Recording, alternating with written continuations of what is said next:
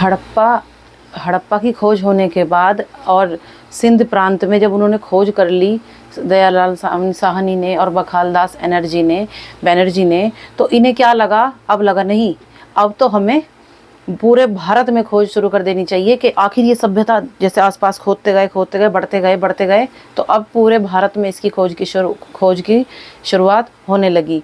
तो फिर क्या होता है कि जो इनकी नगरीय योजना किस तरह से थी, ठीक है, सिंधु सभ्यता का जो नगर योजना है वो किस तरह की थी, यह अपनी नगर योजना के लिए जानी जाती है, क्योंकि इनकी जो शहर का जिस तरीके से डिज़ाइन बना हुआ था, वहाँ का ड्रेन सिस्टम, नालियाँ, सड़कें, वो इतनी सिस्टमेटिक तरीके से बनी हुई थी कि ये उस टाइम के लिए बहुत बड़ी बात थी। जैसे अपनी नगरीय योजना के लिए जानी जाती है। अब इसमें जो शहर है वो 2 भागों में बटा हुआ था, जैसे कि पश्चिमी टीला और पूर्वी टीला। पश्चिमी टीला जो था वो शहर से थोड़ी सी ऊंचाई पर बना हुआ था, बढ़िया ईंटों से बना हुआ था। तो ये आइडिया लगाया गया कि इसमें शायद उच्च वर्ग के लोग रहते होंगे, ठीक है, इसमें उच्च वर्ग के लोग रहते होंगे। अब जो पूर्वी टीला था वो थोड़ा सा नीचे और नॉर्मल ईंटों से बना हुआ था, तो इससे ये अनुमान लगाया गया कि इसमें सामान्य लोग रहते होंगे।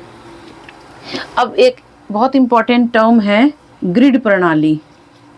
ग्रिड प्रणाली का मतलब है इस शहर में सड़कें इस तरह से बनी हुई थी जो एक दूसरे को समकोण पर काटती थी। इतनी बढ़िया सड़कें इन लोगों ने बना रखी थी। अब अन्न भंडारों का निर्माण हड़प्पा नगरों की, मतलब अन्न भंडार इन्होंने बहुत अच्छे तरीके से पक्के बना रखे थे। जली हुई ईंटों का मतलब है पक्की ईंटें, पक्की। अब पक्की ईंटें यहाँ पे यूज़ की जाती थी, जबकि इन्हीं के समकालीन जो दूसरी सभ्यताएं हैं उनमें कच्ची ईंटें यूज़ की जाती थी। सिर्फ यहाँ पर पक्की ईंटों का इस्तेमाल किया जाता था। जल निकास प्रणाली यानी कि जो ड्रेनेज सिस्टम होता है वो बहुत अच्छी तरह से था। किस तरह से था, जैसे मान लीजिए ये घर है, ठीक है, यहाँ से नालियाँ निकल रही हैं, फिर मुख्य नाली में मिल रही हैं, फिर आगे जाके एक बड़ी नाली से मिल जाती हैं। तो बिल्कुल बंद सिस्टम, कहीं कोई पानी नहीं गिरेगा, इस तरह से बहुत अच्छा सिस्टम था इनका नालियों का। हर घर में उनका अपना स्नानागार होता था और आंगन होता था। पाकिस्तान के सिंध में मोहनजोदड़ो सबसे बड़ा और सबसे सुनियोजित नगर माना जाता है, मोहनजोदड़ो। और भारत में, ये तो पाकिस्तान में चला गया, जो भारत है, भारत में जो सबसे बड़ा शहर खोजा गया वो है राखीगढ़ी, ठीक है। जब भारत और पाकिस्तान का विभाजन हुआ आज़ादी के टाइम तक बहुत सारे शहर इस सभ्यता के खोजे जा चुके थे। आइए आगे देखते हैं हम कि किस तरह से ये सभ्यता धीरे बढ़ते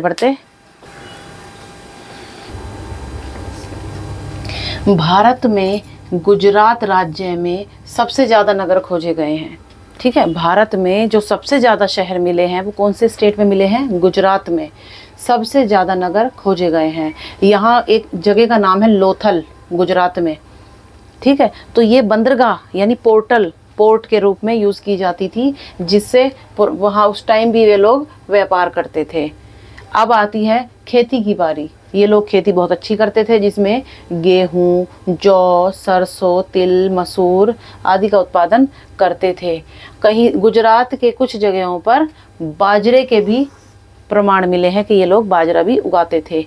अब मोहरे, टेराकोटा की जो मूर्तियाँ बनी हुई थी उन पे सांड के चित्र मिले हैं, यानी कि ये लोग सांड जो है इस वाले एनिमल से भी ये लोग परिचित थे। उसके बाद बैलों द्वारा जुते हुए खेतों के भी प्रमाण मिले हैं। फिर हड़प्पा शहर था, उसकी जो बहुत सारी जो स्थान हैं वो अर्ध शुष्क यानी कि सूखे, जहाँ पानी की कमी होती है, ऐसी जगह मिली हैं जहाँ सिंचाई के लिए, अब जहाँ पे पानी की कमी होगी, पानी की कमी का मतलब क्या है, वहाँ बारिश कम होती है, जहाँ शुष्क तो वो एरिया सूखे से रह जाते हैं। तो ऐसी जगह पे खेती करने के लिए हमें सिंचाई की ज़रूरत होती है। तो ये लोग भी यहाँ पे सिंचाई का प्रबंध करते थे। नहरों के अवशेष, ये लोग नहरों के बारे में भी जानते थे, जिसका प्रूफ हमें मिला है शोर्तगई, अफ़गानिस्तान की एक जगह है, शोर्तगई से मिले हैं। और ये लोग पशुपालन भी करते थे। आइए अब हम ये जानते हैं आगे कि ये इन लोगों की जो इकोनॉमी थी, अभी तो हमने जाना है खेती के बारे में, अब हम जानेंगे इनकी इकोनॉमी किस तरह की थी, अर्थव्यवस्था। अर्थव्यवस्था की अगर हम बात करें तो अर्थव्यवस्था के नाम पे यहाँ क्या चीज़ें मिली, पहले हमें अनगिनत संख्या में मोहरें मिली हैं, एक समान लिपि यानी जो लिखने का या मतलब लिखने का जो भी उनका सिस्टम होता था वो भी सेम था, वज़न करने के लिए, जो मापने के लिए जिन विधियों से वो जो लोग वे यूज़ करते थे, इन बातों से हमें पता चलता है कि उनके जीवन में व्यापार भी था। ठीक है, अब तौल की जो इकाई है वो 16 के अनुपात में होती थी। ये लोग किस चीज़ का व्यापार करते थे? पत्थर, धातु, सीप और शंख का व्यापार करते थे।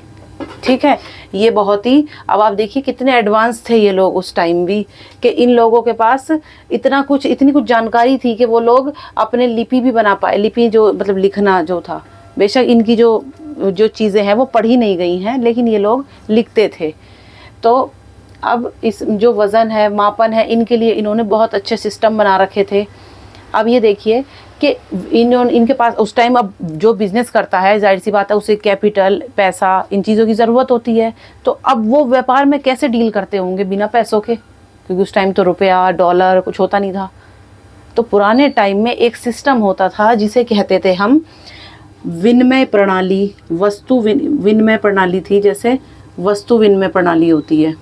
वस्तु विनिमय प्रणाली का मतलब होता है कि मैं आपसे अगर गेहूँ लेना चाहती हूँ तो आप बदले में मुझसे कोई चीज़ ले लें। जैसे अगर मेरे पास कोई पत्थर है या कोई शंख है, मैं आपको बदले में वो दे दूँगी, आप बदले में मुझे गेहूँ दे दीजिए। तो इसे कहते हैं वस्तु विनिमय प्रणाली।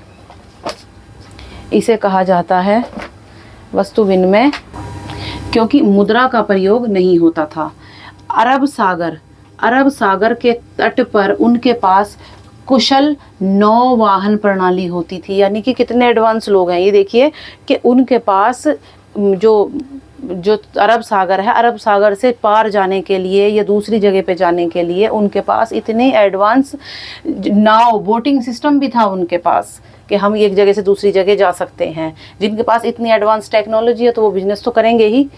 उन्होंने उत्तरी अफ़गानिस्तान में अपनी बस्तियां स्थापित की। देखिए वो लोग ये भी जानते थे कि जब हम यहाँ खड़े हैं और हमें बिजनेस करना है, यहाँ पे अरब सागर भी हमने देख लिया, यहाँ पे हमारे पास जो नौ प्रणाली है, नौवाहन प्रणाली है, वो भी हमने स्थापित कर ली, तो हमारे पास कुछ और भी तो केंद्र होने चाहिए कि हम कहाँ कहाँ से बिजनेस करेंगे, इस रास्ते से जाएंगे तो कहाँ कहाँ जाएंगे।